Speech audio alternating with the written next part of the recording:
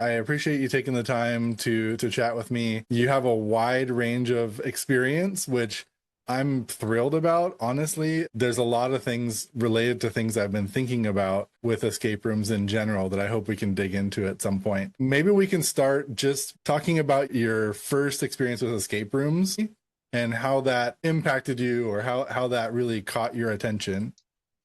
Okay. I started off, I was actually living in Los Angeles at the time, and a friend of mine I've known since college, I had moved back to Cincinnati. I went to college at Ohio University. And he's like, "Hey, you're really good with puzzles and things. Have you ever designed an escape room?" I'm like, "No."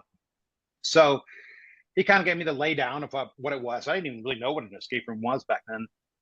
And I'm like, "This seems like fun." And he paid me, of course, but I did it remotely. Mm. And he really liked the puzzles and he built it all. But there were a lot of things that I didn't know until a little bit later. So he really liked it. And he's like, "Hey, I'm expanding. What would it take for you to move to Cincinnati?" So I Wow. actually packed up after 26 years in Los Angeles, and I moved to Cincinnati. Found a great place. It's good to just do something different because I've just been writing as much, but I realized that there's such a story element to escape rooms, and that's what makes it really fun.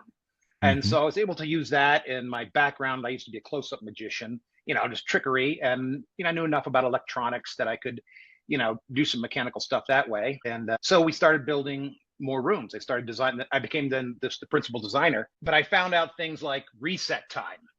Like the very first room I designed, the reset time was ridiculous. This is before I started realizing, yes, you want a lot of self reset puzzles. Like those are great, Yeah. visual puzzles. And so, I learned that really quick because it would take so the first one, uh, they're just all these blocks on the wall that are all the elements of the periodic table. So each one Mm. had it engraved in there. Um, but you would have to take them off. And when you flipped them over, you could create this big puzzle that it had an answer, et cetera, et cetera. And I liked that puzzle because it's good for young kids because you can task them. They don't feel like once you figure out, wait a minute, there's stuff on the back of these blocks. Oh, wait, take them all down. Now there's a task that somebody can do. So even a Mm. little kid or somebody, at that point, it's not problem solving because you solved that you need to do this. And so even if that's a hint, you're not just giving them an answer.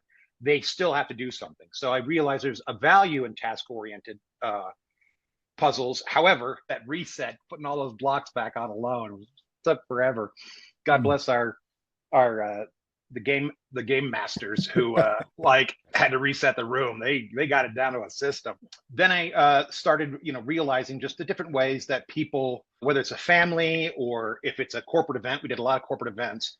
So as we're building more and more rooms, we opened up a whole new venue, which is called Escape Room Family, which I believe was the first family oriented escape room. And that was a lot more kinetic and physical, and the kids loved that. Yeah, but one of the things I learned also was that you want to force people to work together Mm. because I noticed, like, if a boss, like, so it's a team building, people would just follow the boss around, not, Mhm. afraid to step up.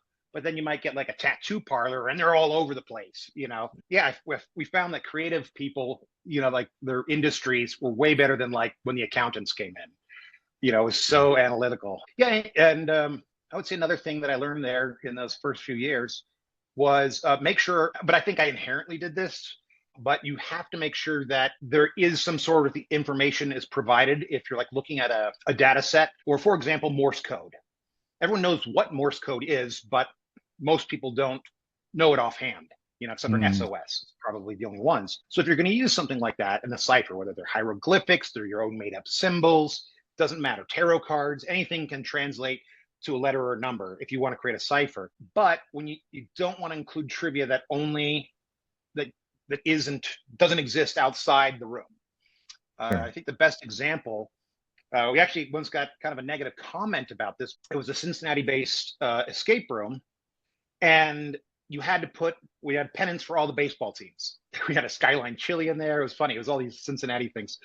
But you had to put the pennants up in a certain order. And I crafted this bizarre poem that was the mascot for each team. So if it was about, the large fish from the sea, it would be the Marlins. Now, if you don't know Mm. baseball, you're not going to know that. Right. So, of course, we put on the wall, you know, the current rankings of whatever. We made up the rankings of the team and made sure that everybody could, like, if you looked at that, you could go, oh, because the name is on the pennant. There's a picture of Yeah. a cardinal, and it's like St. Louis Cardinals, and it's in Mm, that order, and that was the order that it put them in. And it's like, yeah, so you don't have to know. I mean, the people who knew baseball were getting it faster, but someone was like, I didn't know anything about baseball. Like, you don't. That was the whole point. And they missed mm, that, but other people were like, oh man, I learned more about baseball from those baseball puzzles. yeah. And yeah, that was a challenging room when my partner said, we want to do a skyline chili room, like make this porch, because we always had multiple rooms to go into that all work together. And I'm like, how do you make a skyline chili room? Like, what the heck kind of puzzle? But it forced me to think outside the box, and people loved it. Like, just like how you could create puzzles in what looked like, just like a little diner. Obviously truncated. We didn't have a working kitchen or anything, but that was a fun thing to learn. Is just making sure all the information is provided. Another thing is we practically had this written on the door above our office, or insider, so people couldn't see. As dumb as you think somebody is, they're dumber, essentially. Mm, That they will brute force, rip, tear. You'd think, why would anyone do that? But they will. We had a brand new room. It was a prison break room. And, we put do not touch stickers on things that like outlets and stuff. Like, no, don't be unscrewing outlets. And, yeah. but one of the puzzles was just kind of dropping we had a broom handle with a magnet on the end. And you had to drop it down the drain to pull out the key or whatever. It's very simple. People are like, oh, because they find the clue that it's in the drain, and they figure out how are we gonna get down there. But we, in a rush, because they wanted to do the I believe it was Kroger's, because they came like once a month, and they said, hey, can you bump up the time? We were just finishing it, so we were there all night, and we did not put stickers on the bolts that held our sink into the wall. And the very first group, some guy had a pocket knife and unscrewed the sink from the wall. Wow. Like, why That's would you do that? yeah. The only other, That's everyone else pretty much got it. Some people needed a hint, but and there's a little side note is your hints shouldn't be the answer, but lead them to the answer. yeah. Something as simple as in that puzzle I described, a good hint would be, did you check the broom?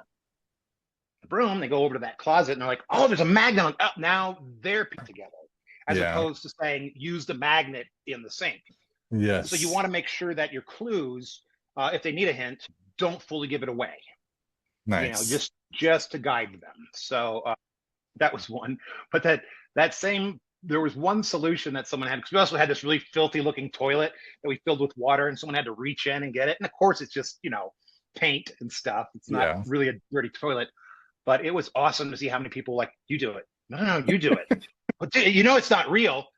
Yeah. I don't care. You do it. And they'd have to reach in and get at one of the other pieces. Yes. But somebody, when they had the things in because it was just a fake pipe on the ground, like it's not real plumbing on this sink. It was like a PVC pipe. And they go, well, we got to get water in there to raise whatever's up. Logical. Yep. So there was a towel or a pillow or something, or a blanket on the prison bunk bed, and they started dipping it into the toilet and wringing the water.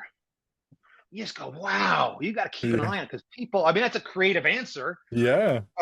However, it was a mess because, of I think course, it that's wasn't sealed at the bottom. And, I think that's something oh, that's interesting is when you're challenging people to think in different ways, trying to predict what those different ways are and how creative or out of the box someone might actually start thinking about things is hard. It's hard to predict.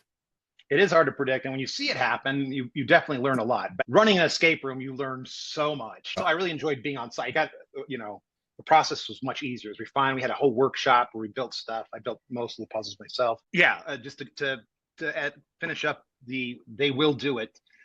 We had in that same prison break room, once they get their way to the warden's office and they got to go through his stuff and solve, to get to the next stage. We had a map on the wall of the prison. And I found some old prison building, whatever, an aerial kind of map, and I redrew it and everything to make it look like an old timey painting of the prison and whatever. But you needed a route. So we came up with the idea to have a maze in black light over it. Like, so once you did a certain thing, the black light would come on, then you could see the maze and you could trace. Mm, That's where we need to go to the whatever one. yeah. So no problem. Well, not too far into it, somebody, I think they figured out how to activate the light. It's like, oh, and we always would have in the room little just whiteboards with a sharp, or not a Sharpie, but a dry erase, so they can make notes or whatever. They yank that thing off, literally, even though it's attached. They tear off the thing, and they do the puzzle with the marker on the painting. Oh boy. I was like, oh, but fortunately, it's dry erase marker, so it does come off easier. But you had used an acrylic based paint, so Mm. it could wash off without ruining the painting. Had to redo all the black light stuff though, but we had to put a piece of glass over it, Yeah. or Yep. it's just like, why would you draw on it? Yeah. Like, you're not thinking that, but they're in a frenzy, and Hmm. I'm not mad at them for it. We did give them a pen, even though it was attached to the wall. So then, of course, there was also a big sign, "Do not draw on map." And I know that most people would walk in and go, "Who would do that?" Well, someone did. Hmm. Yeah. That happened.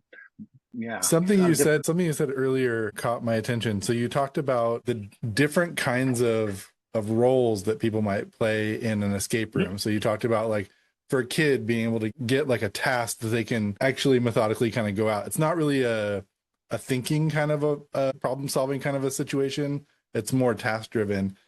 Besides those like task driven things and problem solving, what are some other roles that you picked up on that people really exhibit once they're in an escape room?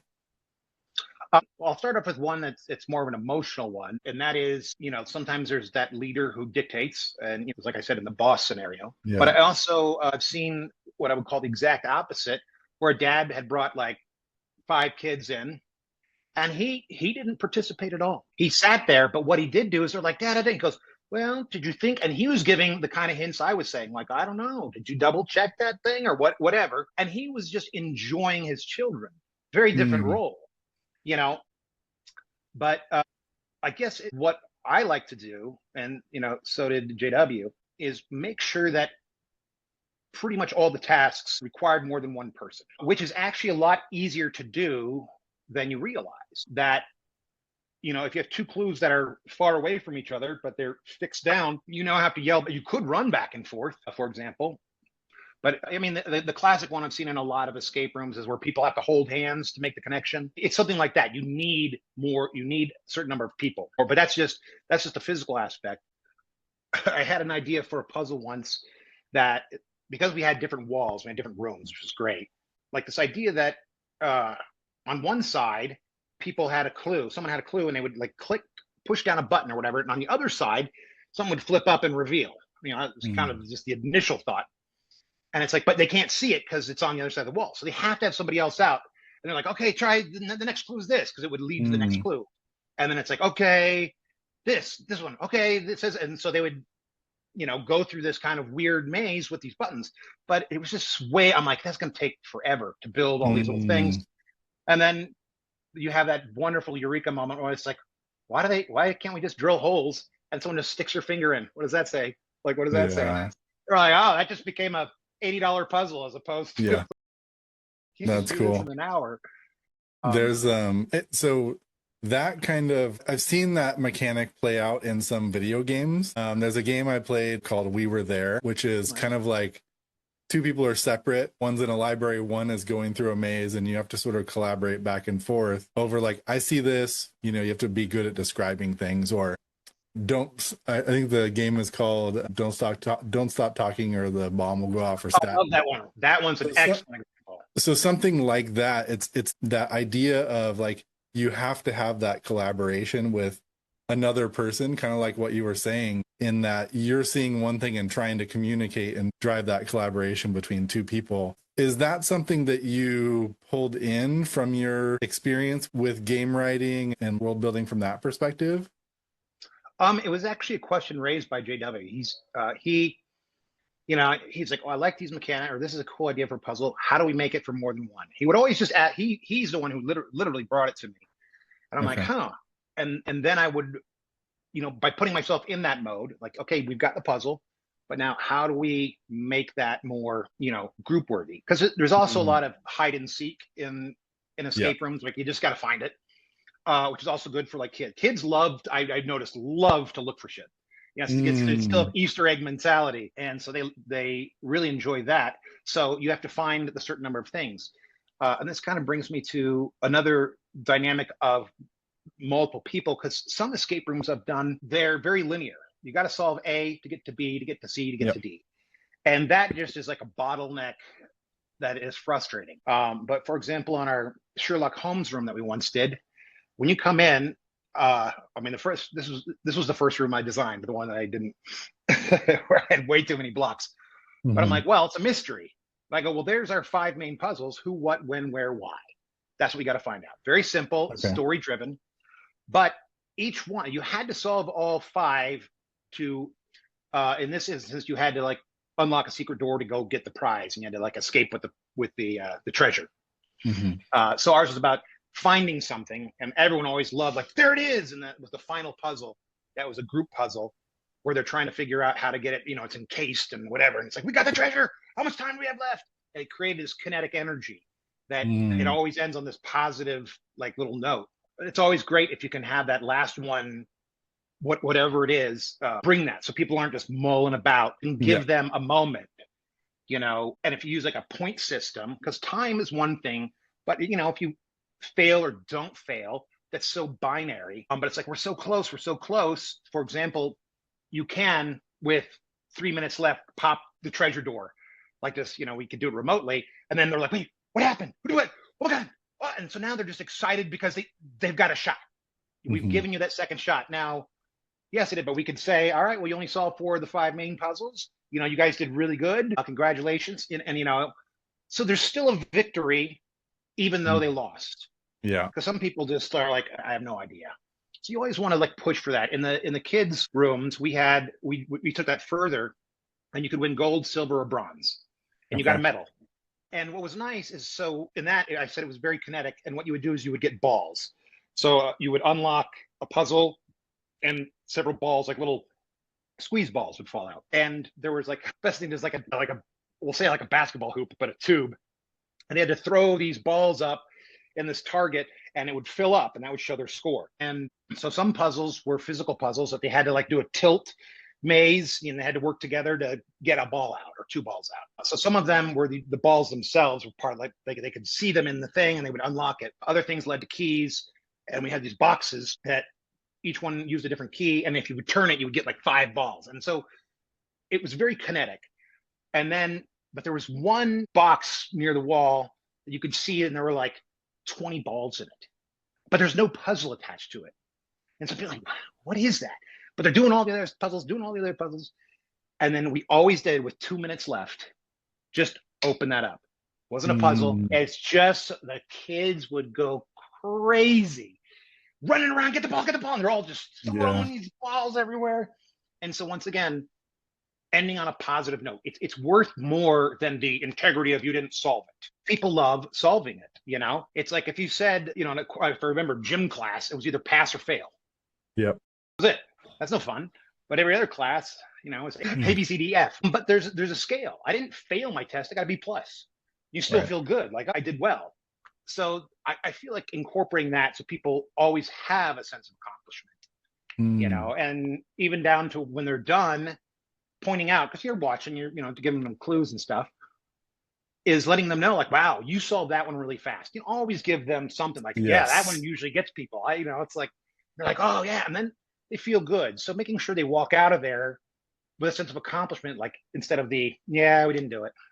Like that. So, but that's also story, building to a climax. But the Yes. reason I mentioned the Sherlock Holmes, the five puzzles, is because now no one's bottleneck. They could be like, well, I'm going to work on this. Well, we're going to work on that one. And, they might need help. Like, oh, I can't figure this one out. Does anyone know blah, blah, blah? Has anyone seen a blue robin? A blue robin. You know what I mean? Yeah. It's like, whatever. Like, oh, wait, I think there was one over here, because now we put them in different spots. And now if you only have a group of two, you're going to probably go, station to Yeah. station around the room. But with a group, that's really fun. So yeah, maybe you get a group of 8 there, and everyone's working. Yeah, there's probably a damn good chance they'll get out. But that's what we want them to do. We want them to have fun. And now they're all working. No one's standing back. And Mm. because there's always a weak link. That's why task oriented stuff is good. because they'll jump on that. Oh, I know what to do. I got this, and I'll figure it out. And they're doing the puzzle Yeah. because I'm contributing, and I just see sometimes it's so we were checking out some competition once, and of course we know puzzles pretty well. We've seen so many. We were paired up with two other people. They were, I want to say, on a date. It was a couple, and they'd never done it before. But we're like, bringing in, major league players at a little league game, at that point. But we're not gonna we just wanted to check out this room.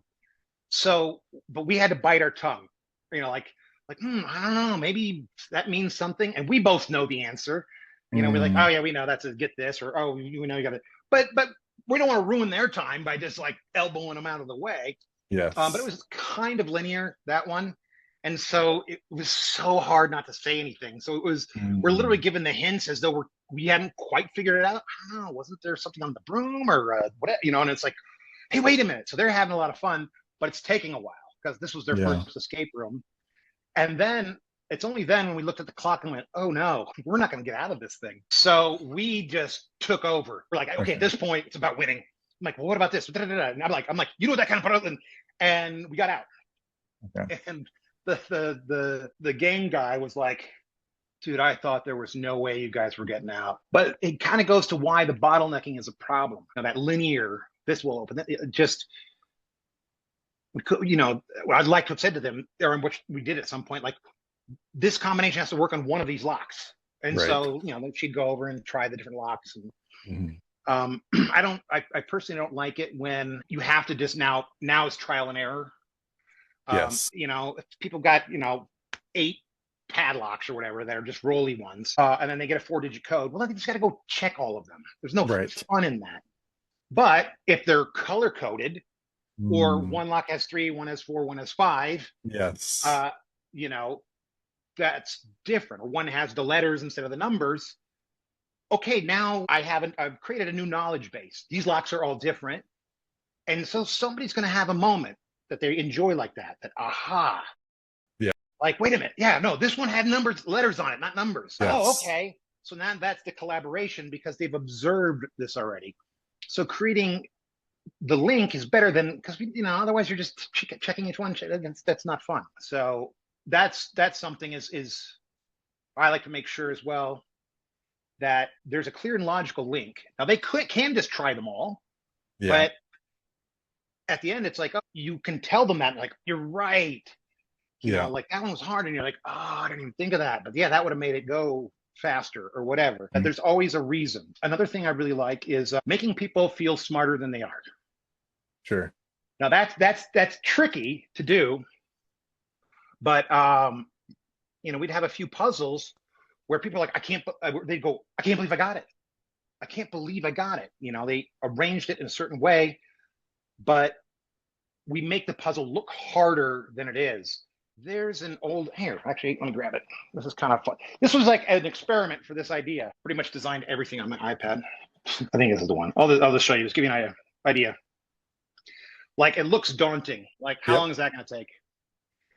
But what if you had only 5 seconds to solve this? Could you Sounds difficult. do it? 5 seconds. I only see half of it, but Oh, sorry. I don't. yeah. Wait, wait. Okay, yeah. So there's the numbers at the bottom. Mm, Oh yeah. So start at the top, and you're going to get an answer. Which number? okay. It looks like 3. Look how fast you did that. I do believe that's the answer. Yeah. All right. Um, now that makes you feel like, wow, I just solved that in Yeah. like a matter of seconds. Right. But if you were to actually look at the puzzle, most of it actually doesn't connect to the main puzzle line. I was gonna say, yeah. There were only a couple Yeah, you're like, paths. no, but maybe you just think maybe I guessed in a different direction, like the right direction that first time. Yeah. Wow, I really got that fast. Mm, And then I have a version of this that's a regular puzzle. yeah. And that would take people, such a long time. And so, I always wondered like how to really utilize that. Because I think if it only shows up for like it's backlit and it only shows Mm, up for a short period of time, then it's sure. gone. You're like, shit, I Yeah. got to start the thing again. You got to activate the thing because you only have a timer. But then Yes. they're like, wow, I got it on the first try. and that's what they're thinking. So they feel smarter.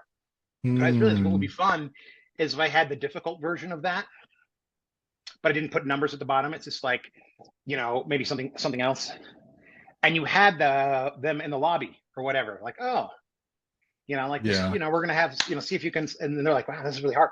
So when they see the real one, they're like, oh my gosh, Yeah. it took me forever in the lobby. There's a way I could have done that. It's just prep Sure. them, make them feel Yeah. stupid so they can make them feel smart. But Yeah. that's always a nice thing is when people, uh, yeah, and When you also laugh. recognize that connection to something you've seen before, you have that like I know this moment, like Mhm. I've seen this before, like I got this, and it really it can it can show up in different ways in different kinds of rooms, but I like that idea of presenting something that looks impossible or whatever, and when you get it in a short time span, you're able to solve it really quick. It gives you that really big hit of dopamine, like I did that, like that's a good accomplishment. Yeah, it's like, have you ever seen the paragraph? I used to do this as a magic trick, and it would blow people's mind. But where as long as the first and last letter are in place, then you can Mm, kind of read it, and you're like, read it yeah, pretty well. Have you seen yeah, that before? yes. Okay, what you do is you write that same sentence, but you don't follow that rule, with the Mm, exception of the first word. And I would have people like, oh, see what that says. And they're like,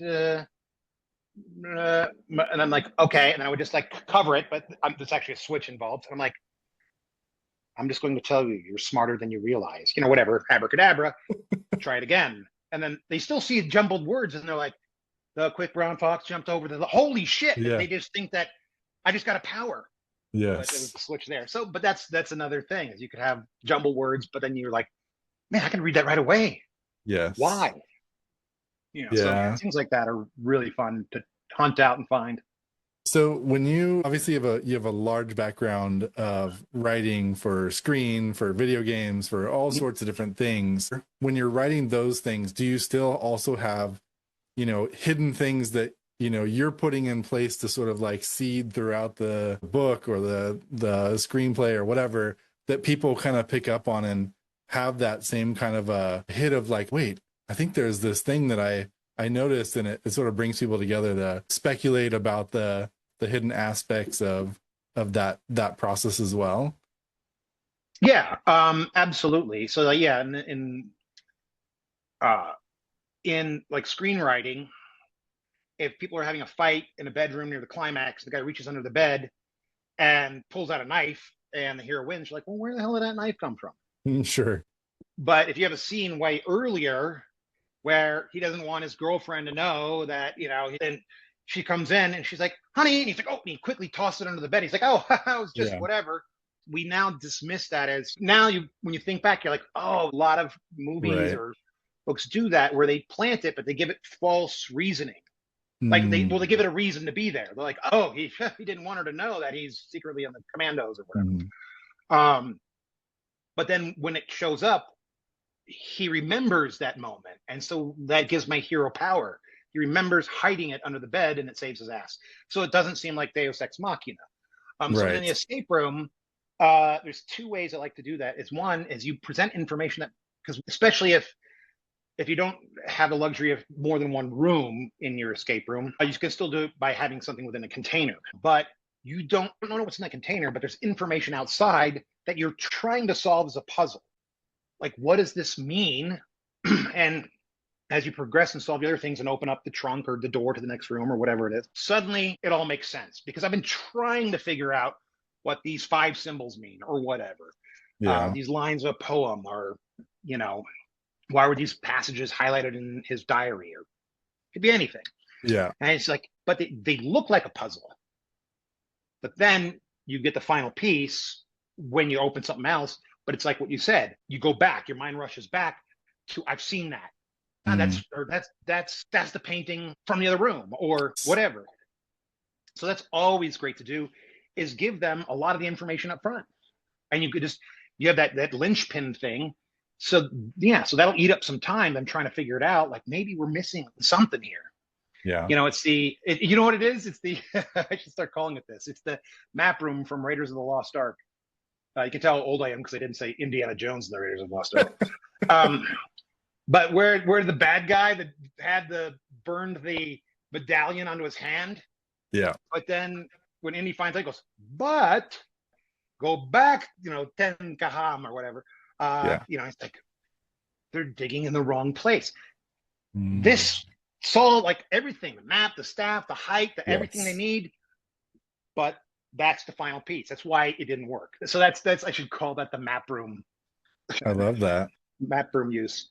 But yeah, you don't need to just throw a bunch of pieces at them. Give them something to work with because now people have stuff to do. I'm trying to solve this. I'm trying to solve that. You know, Yes. I mean, Yeah. So you talked about a couple different rooms, Sherlock Holmes being one.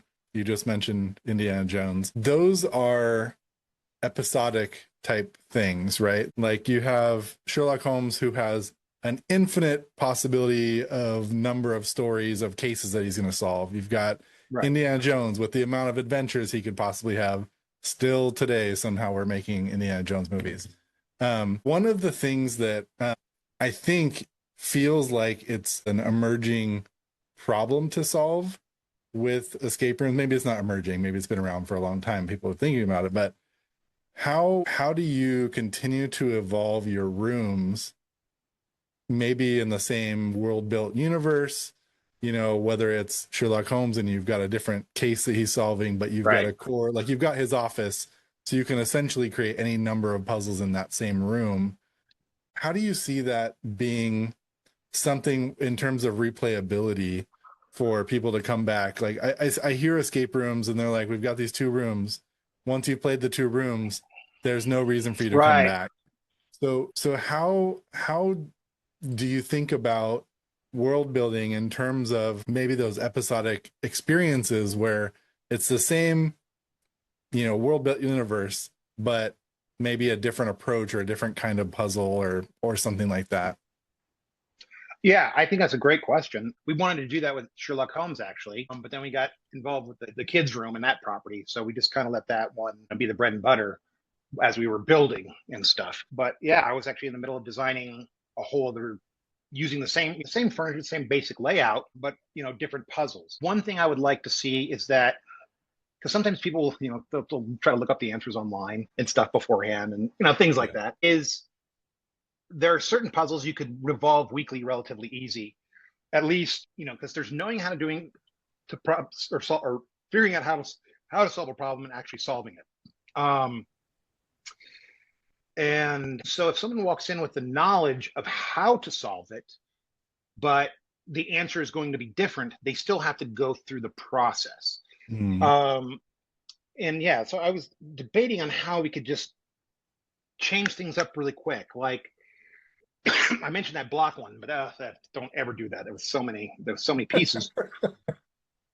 But if, for example, just jumble them up and then so it's totally different order, and then redid the clue on the back. Mm.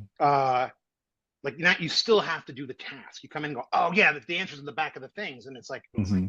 oh, well, they don't remember what the order. The order's different. It's like I have to solve a different. It's Yeah. just getting a different jigsaw puzzle. You can still have a jigsaw puzzle, but to me, the favorite moments are those aha moments where they're like, oh, this is what we have to do. The key down the sink. Once they figure that out, I mean, how do you change that? Uh, and that's I would like to see a place that can revolve at least in my mind. I'd like to be able to do it all the time, Yeah. but reasonably, like every 2-3 months. What can you do? How can you mix it up? Because yeah, different keys, different places. I think just even adding a few more puzzles in. Yeah. But yeah, that's always tough. Like when does a room get saturated too much that people are not going anymore? And what do they Yeah. do? They just go to your competition. It's true. And I think there's been one room that I've played. It was out in Arizona. Um, that had an element of this that really got me thinking about it. And the way they approached it, it was an Aztec or Mayan kind of a room. And so on the one hand, you were an explorer coming in to try to find the treasure. On like if you played the alternate version, you were essentially an Aztec or Mayan person trying to hide the treasure from the explorer. So you Oh, approach it that's from interesting. both sides. Wow. And one Okay. thing that was really interesting was you talked about how like having complex puzzles and stuffing, resetting the room was difficult. But in this case, when I was talking to the guy who ran the place, he said when we run those back to back, because they can run them back to back, it almost resets the room for you. That's So what I was thinking about. the Yeah, person I was doesn't just have gonna to say that. actually reset. So you can run these rooms back to back to back and just flip flop which one is available. And I thought that was so neat, although because the experience was, it wasn't just like putting things back where they're supposed to go. There were different puzzles in the room that were obvious to us, like this is a puzzle that needs to be solved, but it wasn't part of our playthrough because we were the explorers. It was part of the Aztec version because you were unlocking a different piece to put away. So I really liked the concept of it, but in practice, we spent so much time looking at this puzzle trying to figure it out, but we couldn't find any clues in the entire place that was related to it because it wasn't for our playthrough. Like Did they tell you that up front? they didn't actually. That's the simple solution right there. I see what problem you're running into. Yeah. It's like you can either enter this room as an explorer or an Aztec. Now, both sets of puzzles are in there. So Mm. half of them do not apply to you. So you need to figure out which ones are for you and which Yes. ones are not. Now just knowing that, it's like, oh, that's written in weird Aztec. So I don't think that's for me, but it might be. It Yes. might be like, oh, I found the journal. Hey, that's the same, whatever, hieroglyph. Right. Like that, yeah, that's a I think fun it was challenge. But really I think it was really neat, like to see a space to be able to transform between those two, ways of interacting with it. And it really got me thinking about, again, these episodic experiences, which was one of the reasons that drew me to talk to you because you have this experience of really building worlds outside of a contained unit. You have an entire, you just released a book, well, several months back, Dark Ender and Light Giver. And so there's this world that you've built that exists in this. Like I watched the trailer that you have with the map, and it oh, seems like a very vast place, which you couldn't encapsulate necessarily in a single room. But the idea of building an escape room in that universe where right now it's this, right here is another sort of adventure along that same storyline. So for me as a player, I almost embody the main character role of the person interacting with the environment. And I can come back, maybe on a subscription or maybe just time after time to be like, I want to take it to the next step. I want to go to the next room. I want to like almost like a video game, like a live action video game where you're solving the puzzles in person that maybe are part of that world, but I get to do it and go through and experience the entire story live in my own experience. I think that would be really cool. Logistically, I have no idea how that would happen. Like I've never built an escape room. My son worked for an escape room here locally, so I got a little bit of the behind the scenes of how those things run. But I'm so like, for me, I love video games, so I love solving those kinds of puzzles, and I would love to have a real life version of something like that where I can experience an entire story. yeah, and that's you look at like, for example, if you got astronauts on some deep space mission, and you have a fun intro that, I mean, it's Star Trek, explore new worlds, Yes. and if you create a overstory, and you label this as whatever mission one, Right. whatever star hunters Mm. mission one, and then especially if you succeed, um, they get a token or something to keep it, basically a coupon that it's off. You get a percentage off mission two when that comes Hmm. out, and so Yep. you watch the sales. You can redo the room, but maybe if you've got a core spaceship, and information's on screens. I'm just thinking out loud here. I Totally. like stuff that's more physical. Um, then it's like, oh yeah, the new one came out, and you push out all the information to all the people who signed up, and did the room. Because I think, for waivers purposes, you get their emails. Uh, so it's like, boom, two's coming out whenever. It's like, oh, I still have my ticket.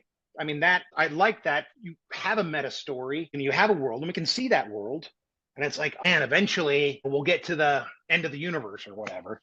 Yeah. But that would allow you to keep certain core pieces. And one of them, it's got to be a damaged ship. Like we were attacked.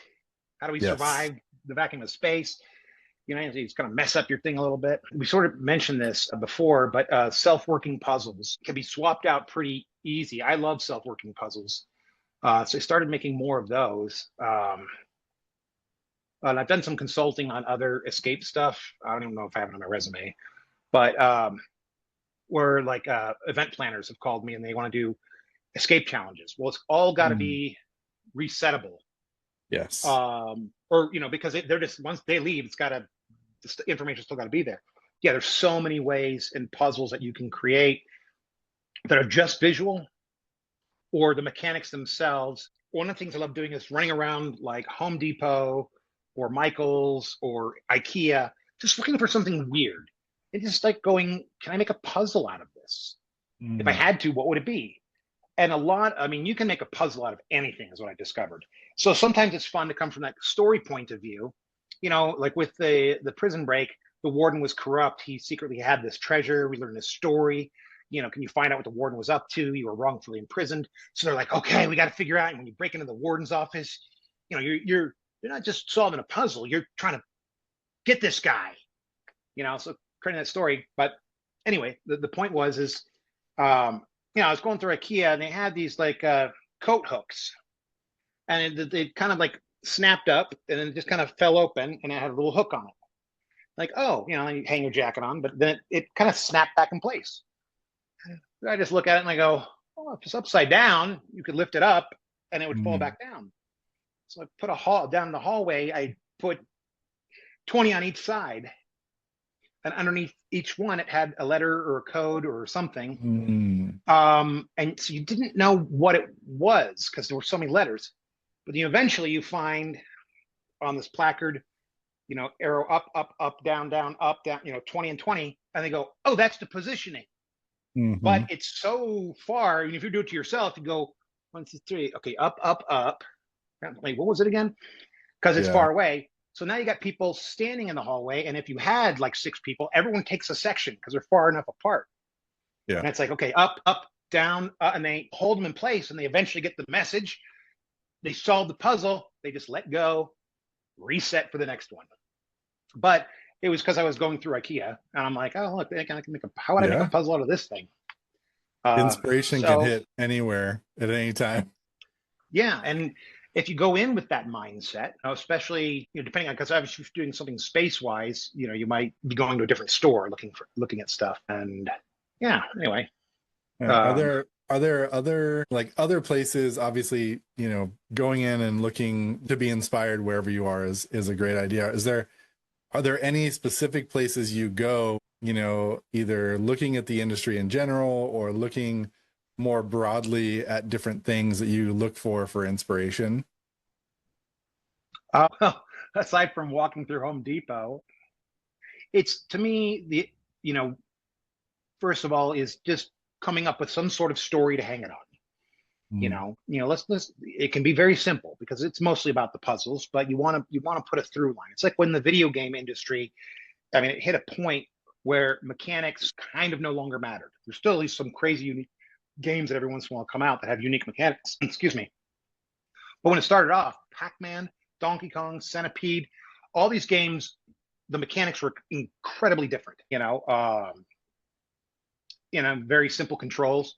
And then when we got into the first person shooter, I think since Castle Wolfenstein, now I can, even though it was on one plane, Sprechen trying to end up killing Hitler at the end. I had a little bit of story, but the story was go kill Hitler.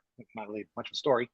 But then the mechanics of controllers became more advanced, as we hit the better PlayStations and things, as we got 3D. It's like Splinter Cell was great because the shadow and light, you could hide in the shadow and they didn't see you. And there were other games that like the way the AI works. And well, that was fun. But now people like at this point, when I pick up a first person shooter, jump is jump, shoot is shoot, up, down, left, right, run. It's all the same menu. It's all the same. Mechanics now are almost identical. Maybe you have a Mm, little tricky thing there, but zoom in and still zoom in if I have a sniper yeah. rifle. So the story now takes over. That's where the stories are why people are playing these games. When I played Mass Effect, when I played that series, just Mm, blown away by the story. yeah. Um, yeah, I loved that series. I think I played it like 3 times, Hmm. if not more, actually. I think. Um, but yeah, those BioWare games. Oh, God, BioWare's so good. Yeah, the Knights of the Old Republic and stuff. I still Yeah. play Knights of the Old Republic. I have it on my iPad. Mhm. Yeah. We were just talking about Uh, that game the other day. oh yeah, yeah. It Hmm. was, it was so great at the time.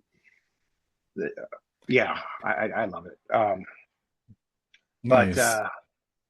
my favorite thing about Uh, it too, because I played D&D as a kid. Real quick, sorry, is that when you're playing Knights of the Republic, you can pause it and then look at the numbers behind what you did, and it shows mhm. the dice roll and the defense plus this what you had an attack. Like, so I love being able to look at the math, like pause it and go, ooh man, I that critical hit was better than having the +2 damage or whatever Yes. percentage. Yeah, it's fun. Anyway, sorry, you. Right. No, I was just saying, like, story for me again, that's the world building piece that I'm very interested in as well. And I think you're right. That's the engaging part at this point. Like, there are some innovations and puzzles that I've seen in different places, but largely, you're dealing with a puzzle to solve that's either got a physical solution or some sort of a digital input or something like that. So you're solving that. Are there any projects that are coming up that you're working on that have some new, I guess, is it mechanics that you're looking to build, or is it more just, again, that world building aspect of it that you're working on these days? Well, as far as escape rooms, I've been doing a lot of consulting lately, and so that has kind of leaned me more towards like in my spare time creating these self-resetting puzzles. But also in a lot of these events, there's stuff that you couldn't normally do because it's too much of a mess, or But if you're just having a singular event, you now can do it. So you keep the costs down, and then it's just part of an event. So you're going station to station. They just kind of decorate the rooms. No one's expecting high craftsmanship. They just put up a. If you're in a jungle, they just have one of those giant you know photography backdrops and whatnot. So you make it. You do what you can. So it looks like a very, I want to say cheap, but essentially, aesthetically, it's just like it's very simple. We got a case, we got this, we got that, because they don't have the budget for it. But they only need to do it once. So in the last one I did, there I put the not plaster of Paris, but like the clay that dries when you put it out in the air, the drying clay. I can't think of what it's called, and had the key in there. And so let it harden and mark the rock. So there's something special about this rock or something that's written on it. And it's not until you get to the last part and you get a hammer and you realize you have to smash open this thing, and you smash it open and there's the key, and it's like, oh, and you can bang it and the Wow. key's inside. Now you can't, you're going to go through so much if you have Yeah. that in a regular escape room, or I always like, so I did that and they loved it. People loved at the end smashing the rocks. Like it's in one of the, because you're only gonna do it once, and just buy a Right. bucket of this stuff, make a whole bunch. You're only going through it 4 times. The 4 groups. So yeah, you only need to make 4 of them. That's it, and you're Mm, done. So I've been trying to find out, keeping costs. I've been just playing in that realm because I'm working on another book or two actually right now. So a lot of my focus has been on that, but I still, because I do the consulting and I then drop all the writing and I just go crazy trying to think of stuff. I still mm. want to do a puzzle where there's a key in a large block of ice in a bird cage. And you got to figure out how to heat that, and somehow involve Oh, a hair dryer or something.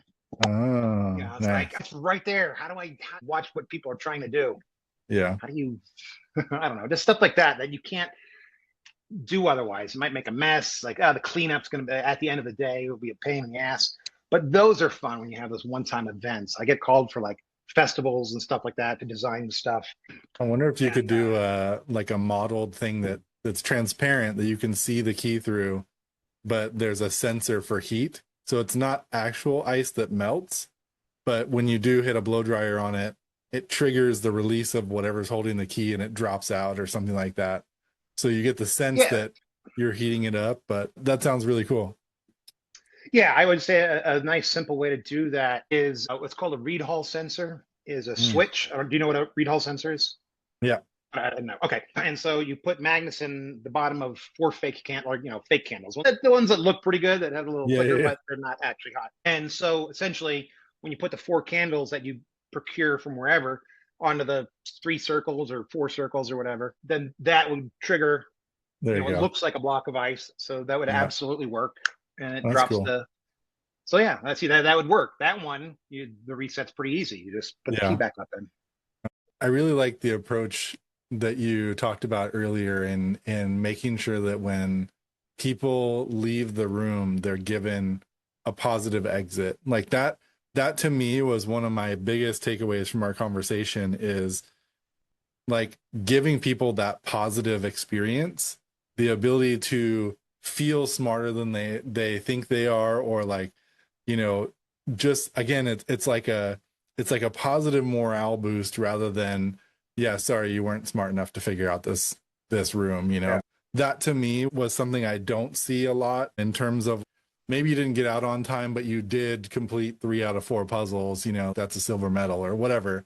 Those ideas I think are what can turn someone from, well, we didn't get out, I don't like those things because I don't feel like I'm not, that's not how my brain works or whatever, to we're so close, like I would want to try it again to get that last one. You know, that's a way more positive experience for people who are experiencing escape rooms, so that instead of just stopping and never doing another escape room in their life, they go and Right. seek out another one to try to again challenge themselves rather than just giving up. So I really like Yeah. that.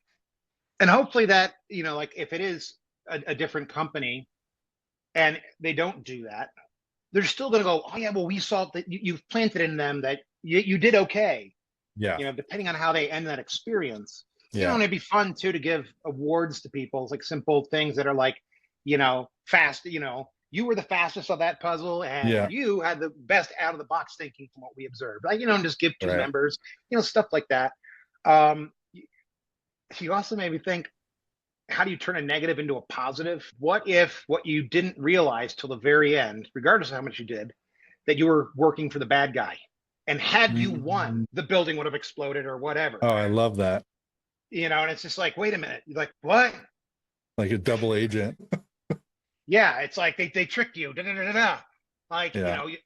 you thought you failed, but you actually saved the day. Even I if love something that. story Yeah. wise, and they know that that's not it, but it makes them feel good. And when their friend says how it goes, we saved it from blowing up. It's great. Let them I let like them do that. it. That's Yeah, that would awesome. be. You realize that you were actually winning by losing. Whatever, Yeah. it's weird, but yeah, that I just love that sort of that's where all the story comes in the psychology. If you've built up this story, then you can write whatever at that point. Yeah. Uh, I there was love that. so like just to go on what makes it enjoyable, and we got people loved this. We did it in several rooms. When especially when a group comes in, and we start searching their names on social media, and it's amazing how easy it is to find at least somebody in that group. Sure. Oh, that's her, or whatever, that's that guy, and we print out their picture on a wanted poster and put it in the warden's office. So they're looking around, they're like, "That's you!" And they all like rush to it, and they're like, "What the hell?" Because we could sneak into that room because it was still locked, and we had another one like that where before the unlock, it was basically what do you call, like a credenza against the wall. But what they didn't know is there's a hole cut in the back of the credenza, and we could remove and put something in there that wasn't in there before. But that wasn't the point of it. Is that we know that they can't open it yet, and so we would do the same thing, but make it look like a Polaroid. And part of that clue, once they opened that up, they found a little strong box, and in that strong box were a bunch of Polaroids. and one of Mm, them's them because we take a Polaroid of their picture, and mm. we're able to sneak it in while they're doing the game, and it's got a hidden back wall, so they have no idea like how the fuck we've been in here the whole time. So they finally That's the open it up, and magician then in they you, right? yes, that's the magician Yeah. in me because they're like what, and the fact that it's on a Polaroid, they're Yeah. like what, and it blows their mind, and they have a souvenir. That's so great. So I love that. so a detail like that will always bring them back.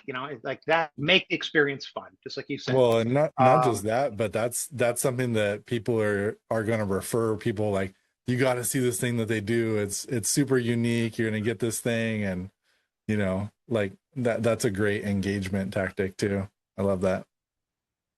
yeah, and ways to make it easier too is like I said, if there are 5 puzzles that need to be solved to open the door, we'll say the final puzzle or whatever. Yeah. Is you only need 4 of them, and it can be Yeah. any 4. Now, if someone gets all 5, they get a bonus. You're the only one who got all 5. It's like on video games, like Yeah. going It's all a the way side back to quest. yeah, little side quests. But it's like you can also there's a point when you can brute force an answer. If I gave you a 4-digit combination lock and you didn't know what the fourth number was, well, the first 3. You just go through and you're good. Yeah. Um, so that's why that secondary piece of information, the map room information, it's like, why doesn't this code work? You must do Yeah. it in a mirror. That can guarantee that they have to use all of them. Is that Yes. final kicker? But then it's okay if you only need 3 whatevers to open the thing. There's better chance of winning, but then you give accolades to the people who got all of them. Right. It's like, Yeah. yeah, you solved the room. You got the minimum required, the 3 puzzles, and they feel good, but you got out. So I feel good. Yeah. But you Nice. got all the puzzles right and you got out, you Yeah. know. Yeah. So you feel good. You don't want them I to like lose. it. You don't want them to have a bad time. So Yeah, there's many exactly. different ways. So get rid of the binary, you win, you lose. How can they always win? I love that. Even when they lose. You know. So there you go. Awesome. I guess Okay. because I talked about the people who are not good, but they all have their moment. Yeah.